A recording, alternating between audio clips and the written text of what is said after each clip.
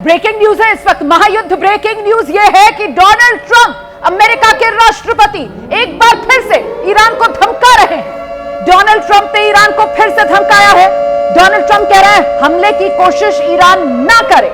अगर ईरान हमलों से बाज नहीं आता तो नतीजे भयानक होंगे। ये डोनाल्ड ट्रंप की तरफ से कहा जा रहा है। अब तक का सबसे बड़ा हमला करेंगे हम। डोनाल्ड ट्रंप ये हुंकार भर रहे हैं, अब तक का सबसे बड़ा हमला।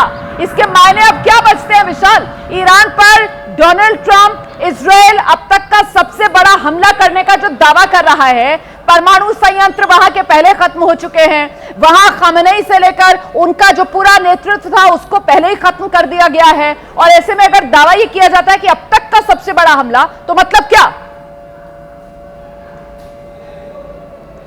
देखिए रोमाना, डोनाल्ड ट्रंप के इस बयान के मायने को अगर हम निकालें तो यही निकलता है कि डोनाल्ड ट्रंप जो मिलिट्री कमांडर्स अभी आईआरजीसी के बचे हुए हैं, जो सैन्य ठिकाने उनके बचे हुए हैं, उन पर और जोरदार हमला अमेरिका और इजराइल एक साथ मिलकर कर सकते हैं। इसके अलावा जो पॉलिटिकल लीडरशिप अभी ईरान में बची हुई है वो भी अमेरिका और इजराइल के निशाने पर आ सकती है। डोनाल्ड ट्रंप के बयान के यही मतलब फिलहाल निकल रहे हैं, क्योंकि खामनेई की मौत हो चुकी है और अब तक अमेरिका और इजराइल की तरफ से यह दावा किया गया कि कई सैन्य ठिकानों को बर्बाद करने की कोशिश ईरान की गई है। लेकिन अभी भी ईरान की तरफ से हमले लगातार किए जा रहे हैं। तेल अवीव को निशाना बनाने का प्रयास किया जा रहा है और इन सब के बीच में यह कहा जा सकता है कि डोनाल्ड ट्रंप जो मौजूदा पॉलिटिकल लीडरशिप है खामनेई के बाद, उनको धमकाने का प्रयास कर रहे हैं और यह मैसेज दे रहे हैं आईआरजीसी को, वहां के मिलिट्री को, कि वो सरेंडर करे, नहीं तो अब वो बड़ा हमला करने वाले हैं। और ये बड़ा हमला कहीं ना कहीं जो जितने भी सैन्य ठिकाने हैं ईरान में आईआरजीसी से जुड़े हुए या जहां से मिसाइलें लॉन्च की जा रही है वो निशाना होगा। वैसे तो देखें, आज सुबह से ही अमेरिका और इजराइल